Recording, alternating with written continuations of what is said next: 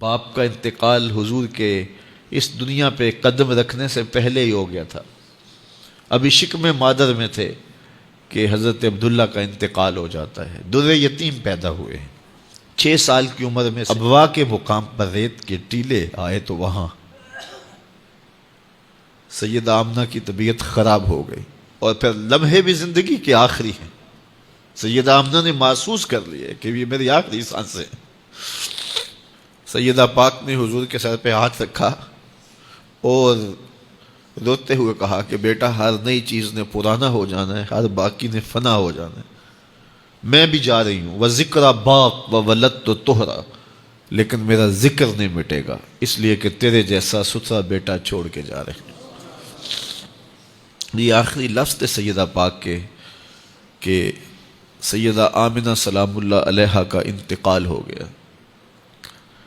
خیر، حضور ماں سے لپٹ گئے، امی آپ آگے بولتی نہیں ہیں، لیکن خاموش ہو گیا تھا چمن بولتا۔ حضور نے وہیں پھر اپنی ماں کی تدفین کی۔ تدفین کے بعد ام ایمن کے ساتھ سواری پر بیٹھ جاتے ہیں اور چمٹ جاتے ہیں ام ایمن کے ساتھ، اور وہ جا کے حضرت عبد المطلب کے سپرد کر دیتی ہیں۔ تو حضرت عبد المطلب حضور کو آغوش میں لے کے بڑا روئے، اور ام ایمن سے کہا کہ میرے اس بیٹے کا تم نے خاص خیال رکھنا ہے۔ اور پھر انہوں نے اتنا خیال رکھا کہ میرے حضور فرمایا کرتے تھے، ام ایمن میری ماں کے بعد میری ماں ہے۔ 2 سال کے بعد حضرت عبد المطلب کا بھی انتقال ہو گیا۔ ابن حشام کے یہ لفظ سینہ چیرتے ہیں کہ جب امیر قریش کا جنازہ اٹھا تو سارا مکہ جنازے کے لیے امڑ آیا، لیکن لوگوں نے 8 سال کے ایک بچے کو دیکھا جو دیواروں سے لپٹ لپٹ کے رو رہا تھا۔ آج یہ سہارا بچھن گیا تھا۔ پھر چچا کی کفالت میں آئے، پھر ایک وقت آیا کہ وہ بھی اس دنیا کو چھوڑ گئے، اور اسی سال حضور کی اہلیہ کا انتقال بھی ہوا، اور اس سال کا نام عام الحزن، دکھوں کا سال رکھا۔ اہل مکہ نے جو سلوک کیا وہ کسی سے بھی مخفی نہیں ہے۔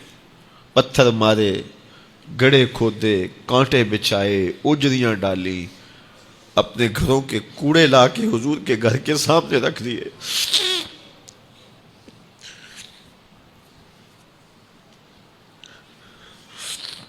یہ کس چیز کی سزا دے رہے تھے میرے حضور کو؟ میرے حضور علیہ السلام نے پھر طائف کا سفر کیا کہ شاید وہ لوگ میری بات کو سن لیں، لیکن انہوں نے جو دردناک سلوک کیا وہ بھی تاریخ کا ایک انتہائی دردناک باب ہے۔ انہوں نے اوباشوں کے ہاتھوں میں پتھر دیے، اور جس راستے میں میرے حضور نے گزرنا تھا ان کو اس راستے پہ کھڑا کر دیا اور کہا ان پہ سنگ زنی کرو، اور وہ آقا کریم پہ پتھر مارتے، حضور کے پاؤں پہ پتھر مارتے۔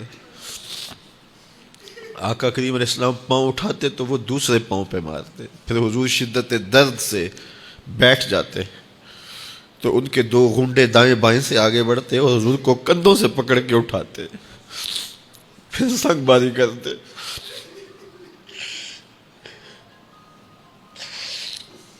نالین حضور کے خون سے بھر گئے۔ عذاب کے فرشتے حضور کے پاس آئے کہ اگر آپ بد دعا بول دیں تو ابھی ہم ان پہاڑوں کو جوڑ دیتے ہیں، اور یہ طائف کے لوگ پس جائیں گے ان پہاڑوں کے درمیان، آسمان سے پتھر اتریں گے، ان کے سر کچل دیے جائیں جنہوں نے آپ کو دکھ دیے۔ اب صحابہ جو ساتھ تھے انہیں بھی شدید آرزو تھی کہ حضور ان کے لیے بد دعا کریں، انہوں نے بڑا دکھ دیا، تو پھر حضور کے ہاتھ اٹھ گئے۔